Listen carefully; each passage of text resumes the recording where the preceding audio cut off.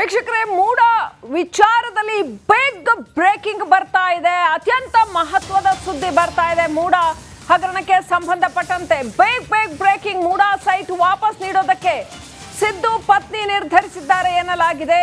CM ಪತ್ನಿ ಮೂಡ site ಅನ್ನು ವಾಪಸ್ ಮಾಡೋದಕ್ಕೆ ನಿರ್ಧರಿಸಿದ್ದಾರೆ ಎನ್ನಲಾಗಿದೆ. ಇಡಿ ಎಂಟ್ರಿ ಬೆನ್ನಲ್ಲೇ ಮೂಡ ಸೈಟ್ ವಾಪಸ್ ಮಾಡೋದಕ್ಕೆ ನಿರ್ಧರಿಸಿದ್ದಾರೆ.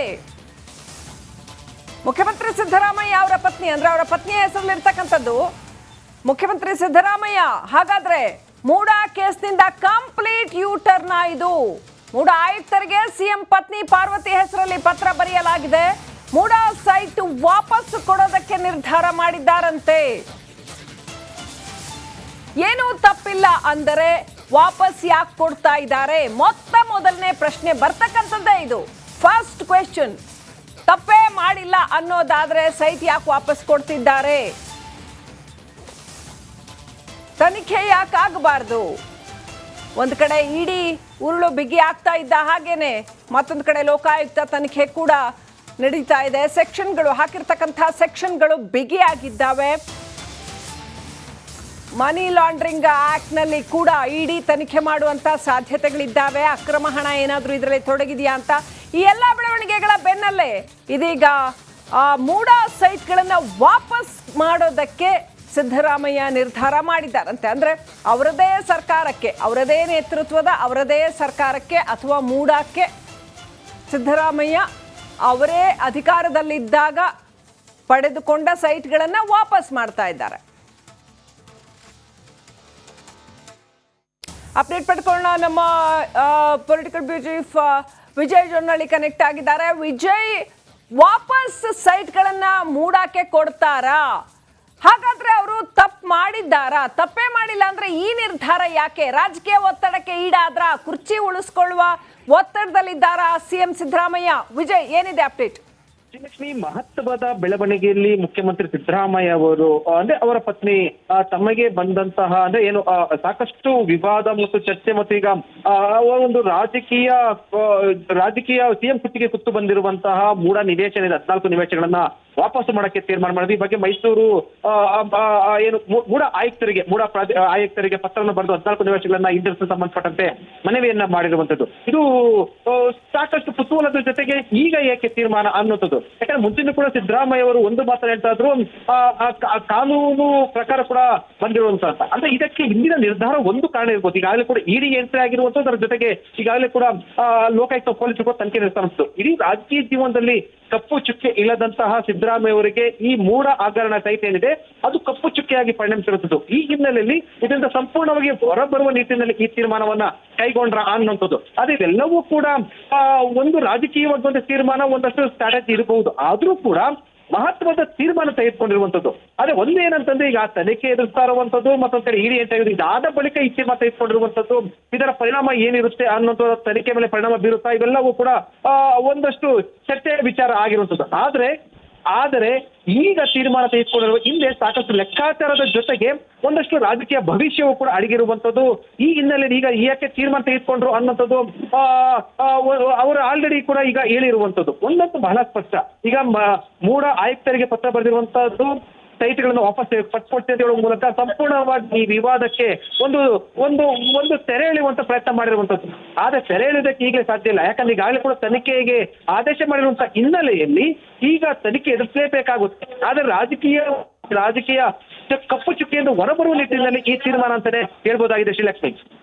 ರೈಟ್ ವಿಜಯ್, ಹಾಗಾದ್ರೆ ಈಗ ವಾಪಸ್ ಮಾಡಿದರೂ ಕೂಡ ತನಿಖೆಯಲ್ಲಿ ಯಾವುದೇ ಬದಲಾವಣೆ ಆಗೋದಿಲ್ವಾ? ತನಿಖೆ ಮುಂದುವರೆಯುತ್ತಾ? ತೂಗುಗತ್ತಿ ಸಿದ್ದರಾಮಯ್ಯನವರಿಗೆ ಇದ್ದೇ ಇರತ್ತಾ? ಖಂಡಿತವಾಗ್ಲೂ ಶ್ರೀಲಕ್ಷ್ಮಿ, ಈಗ ತನಿಖೆಯಿಂದ ತೂಗುಗತ್ತಿಯಿಂದ ತಪ್ಪಿಕೊಳ್ಳೋಕೆ ಸಾಧ್ಯ ಇಲ್ಲ. ಯಾಕಂದ್ರೆ ತನಿಖೆ ಆದೇಶ ಮಾಡಿರುವಂತದ್ದು ಹೈಕೋರ್ಟ್.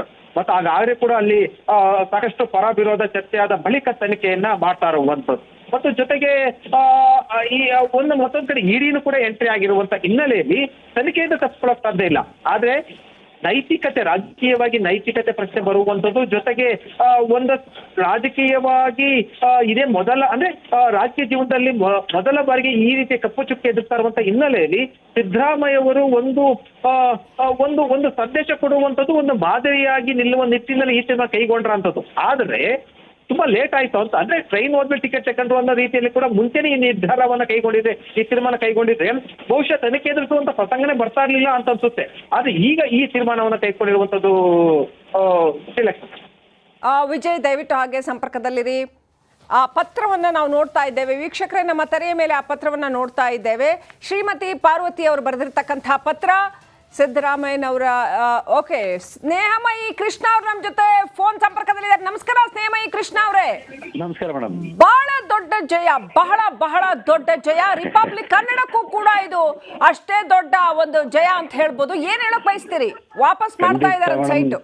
ನನ್ನ ಉದ್ದೇಶ ಏನಿತ್ತು ಅದು ಈಡೇರುತ್ತನ್ನೋದಕ್ಕೆ ಇದೊಂದು ದೊಡ್ಡ ಒಂದು ಪ್ರಮುಖ ಸಾಕ್ಷಿ. ಸೊ ನನ್ನ ಉದ್ದೇಶನ ಅಷ್ಟೇ, ಎಲ್ಲರೂ ಜೈಲಿಗೆ ಕಳಿಸ್ಬೇಕು ಅನ್ನೋದಲ್ಲ. ಏನು ಅಕ್ರಮ ನಿವೇಶನ ಪಡೆದ್ರು ವಾಪಸ್ ಪ್ರಾಧಿಕಾರಕ್ಕೆ ಬರಬೇಕು. ಆ ನಿವೇಶನಗಳು ನಿಜವಾದ ಅರ್ಹ ಫಲಾನುಭವಿಗಳಿಗೆ ಸೇರ್ಬೇಕು ಅನ್ನೋದು. ಸೊ ಇದು ನಿಜ ಆಯಿತು ಅಂತಂದ್ರೆ ನನ್ನ ಹೋರಾಟ ಒಂದು ಸಾರ್ಥಕತೆ ಕಾಣ್ತು ಅಂತ ಹೇಳ್ಬೋದು.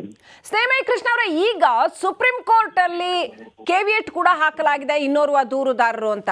ಕಾನೂನಾತ್ಮಕವಾಗಿ ಏನಾಗತ್ತೆ ಮೇಡಮ್? ನೋಡ್ಬೇಕು ನ್ಯಾಯಾಲಯ ಏನ್ ತೀರ್ಪು ತಗೊಳುತ್ತೆ ಅಂತೇಳಿ. ತನಿಖಾಧಿಕಾರಿ ಏನು ಅಂತಿಮ ವರದಿ ಸಲ್ಲಿಸ್ತಾರೆ, ಇವರು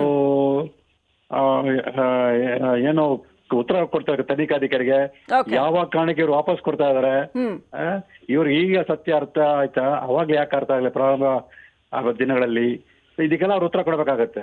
ಓಕೆ, ಎಲ್ಲೋ ಒತ್ತಡಕ್ಕೆ ಮಣಿದ್ರ ಸಿದ್ದರಾಮಯ್ಯನವರು ಅಥವಾ ಕುರ್ಚಿ ಉಳಿಸ್ಕೊಳ್ಳೋ ಹರಸಾಹಸದಲ್ಲಿ ಈಗ ವಾಪಸ್ ಮಾಡ್ತಾ ಇದ್ದಾರಾ? ಅಥವಾ ಸ್ನೇಹಮಯಿ ಕೃಷ್ಣ ಅವರೇ, ನೀವು ಇಡಿಗೆ ಕೂಡ ಕಂಪ್ಲೇಂಟ್ ಮಾಡಿದ್ರಿ, ಎನ್ಫೋರ್ಸ್ಮೆಂಟ್ ಡೈರೆಕ್ಟರೇಟ್ ತನಿಖೆಗೆ ಹೆದರಿದ್ರಾ? ಮೇಡಮ್, ಅವ್ರು ಯಾವ ಕಾರಣಕ್ಕೆ ಕೋರ್ಟ್ ಇದು ಮಾಡ್ತಾರೆ ಅನ್ನೋದು ಅವರೇ ಹೇಳ್ಬೇಕು. ಯಾಕೆ ನಾನು ಅದು ಹೇಳಕ್ಕೆ ಸಾಧ್ಯ ಆಗಲ್ಲ. ಆದ್ರೆ ಒಟ್ಟಿನಲ್ಲಿ ನನ್ನ ಹೋರಾಟಕ್ಕೆ ಏನು ಉದ್ದೇಶ ಆಯ್ತು, ಸೊ ಅದು ಈಡೇರಿಕೆಗೆ ಇದೊಂದು ಮುನ್ನಡಿ ಅಂತ ಹೇಳ್ಬೋದು. ಒಂದು ಬಹಳ ಇಂಪಾರ್ಟೆಂಟ್ ಆದಂತ ಪ್ರಶ್ನೆ ಇತ್ತು ಸ್ನೇಹಮಯಿ ಕೃಷ್ಣ ಅವರೇ. ಎನ್ಫೋರ್ಸ್ಮೆಂಟ್ ಡೈರೆಕ್ಟರೇಟ್ಗೆ ದೂರು ಕೊಟ್ಟಾಗ ಅಲ್ಲಿ ಮನಿ ಲ್ಯಾಂಡ್ರಿಂಗ್ ಆಕ್ಟ್ ಅಡಿಯಲ್ಲಿ ಏನಾದ್ರೂ ಬರತ್ತಾ? ಆ ತರದ ದಾಖಲೆಗಳು ನಿಮ್ಮ ಹತ್ರ ಇದೆಯಾ? ಮೇಡಮ್, ಖಂಡಿತವಾದ ಕಡೆ ಈಗ ಸಾವಿರಾರು ಕೋಟಿಗಳ ಅವ್ಯವಹಾರ ನಡೆದ ಜಿಲ್ಲಾಧಿಕಾರಿನೇ ಬರೆದಿದ್ದಾರೆ ಸರ್ಕಾರಿ ಪತ್ರ. ಮೈಸೂರು ಜಿಲ್ಲಾಧಿಕಾರಿ ಏನಿದ್ರು ಅವರೇ ಸರ್ಕಾರಕ್ಕೆ ಪತ್ರ ಬರೆದಿದ್ದಾರೆ. 50 ಅನುಪಾತ ನಿವೇಶನದ ವಿಚಾರದಲ್ಲಿ ಸಾವಿರಾರು ಕೋಟಿಗಳ ಅಕ್ರಮ ವ್ಯವಹಾರ ನಡೆದಿದೆ ಅಂತೇಳಿ ಬರೆದಿದ್ದಾರೆ. ಸೊ ಆ ದಾಖಲಾತಿನ ಇಟ್ಕೊಂಡೆ ನಾವು ಇಡಿಗೆ ಅರ್ಜಿ ಕೊಟ್ಟಿರುವಂಥದ್ದು. ಓಕೆ, ಸೊ ಆ ದಾಖಲಾತಿಗಳನ್ನ ಈಗ ಹಾಗಾದ್ರೆ ಏನ್ ಮಾಡ್ತೀರಾ? ಈಗ ಇವ್ರು ವಾಪಸ್ ಕೊಟ್ಟಾಗಿದೆ ಅಲ್ಲ, ವಾಪಸ್ ಕೊಟ್ಟಿದ ತಕ್ಷಣ ಅದು ಸಂಪೂರ್ಣವಾಗಿ ಅವರ ಅಪರಾಧ ನಡೆದಿಲ್ಲ ಅಂತ ಹೇಳಕ್ಕಾಗಲ್ಲ. ಈಗ ಅವರೇ ಒಪ್ಕೊಂಡಾಗಾಯ್ತು, ಏನು ನಾನು ಆರೋಪ ಮಾಡಿದೆ ಅದು ನಿಜ ಅಂತೇಳಿ ಈಗ ಅವರೇ ಒಪ್ಕೊಂಡಾಯ್ತು. ಇದ್ರ ಬಗ್ಗೆ ನ್ಯಾಯಾಲಯ ಏನ್ ತೀರ್ಪು ಕೊಡುತ್ತೆ ನೋಡ್ಬೇಕಲ್ಲ. ಈಗ ನ್ಯಾಯಾಲಯ ತೀರ್ಪು ಕೊಟ್ಟಾಲೆ ಗೊತ್ತಾಗುತ್ತೆ ಏನಂತೇಳಿ. ಅಂದ್ರೆ ಈಗ ನೀವು ಸರ್ವೋಚ್ಚ ನ್ಯಾಯಾಲಯದ ಮೆಟ್ಲು ಕೂಡ ಹತ್ತೀರಾ ಅಂತ ಮುಂದೆ? ಅಲ್ಲ, ಈಗ ಅದು ಅವಶ್ಯಕತೆ ಕಾರಣ ಬರಲ್ಲ ಅಂತದೆ. ಈಗ ಅವರೇ ಒಪ್ಕೊಂಡ್ಮೇಲೆ ಈಗ ನಾವು ಅಕ್ರಮವಾಗಿ ನಿವೇಶನ ಪಡೆದ್ರೆ ನಿಜ ಅಂತೇಳಿ ವಾಪಸ್ ಕೊಡೋಕೆ ಅವ್ರು ಒಪ್ಕೊಂಡ್ಮೇಲೆ ನನ್ನ ಆರೋಪ ನಿಜ ಅಂತೇಳಿ ಆದ್ಮೇಲೆ ಮತ್ತೆ ಸುಪ್ರೀಂ ಕೋರ್ಟ್ ವಿಚಾರ ಬರೋದಲ್ಲ. ಈಗ ಇವರೇ ಒಪ್ಕೊಂಡ್ಮೇಲೆ ಬಾಕಿ ಏನು 50 ನಿವೇಶನಗಳು ವಾಪಸ್ ಪಡೆದಿದ್ದಾರೆ ಅವರೆಲ್ಲರೂ ಕೂಡ ಈಗ ವಾಪಸ್ ಕೊಡಬೇಕಾಗುತ್ತೆ. ಅದರ ತನಿಖೆ ಪ್ರಕ್ರಿಯೆ ಬಹುಶಃ ಆದಷ್ಟು ಬೇಗ ಮುಗಿಯುತ್ತೆ ಅನ್ಸುತ್ತೆ. ಓಕೆ, ಒಂದು